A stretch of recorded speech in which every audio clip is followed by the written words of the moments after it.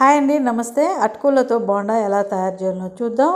Stove మీద ఒక pan పెట్టి 1 కప్పు అటుకులు వేసి మీడియం ఫ్లేమ్లో దోరగా వేయించుకుందాం. క్రిస్పీగా వచ్చే వరకు వేయించి చల్లారిన తర్వాత మిక్సీ జార్లో వేసి నున్నగా గ్రైండ్ చేసుకోండి.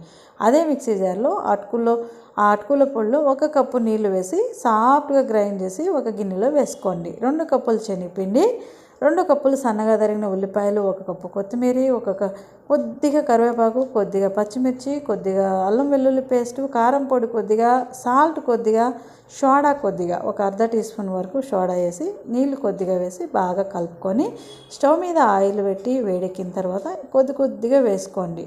వేడెక్కిన తర్వాత మీడియంగా పెట్టుకోండి ఫ్లేమ్ని. అప్పుడు లోపల వరకు బాగా కాలుతాయి అన్నమాట. అంతే అండి, చూసారా, రెడీ అయిపోయినాయి అటుకులతో బోండాలు. సాంబార్తో కానీ చట్నీతో కానీ చాలా బాగుంటాయండి. వీడియో నచ్చిందంటే లైక్ చేయండి, సబ్స్క్రైబ్ చేయండి. Thank you.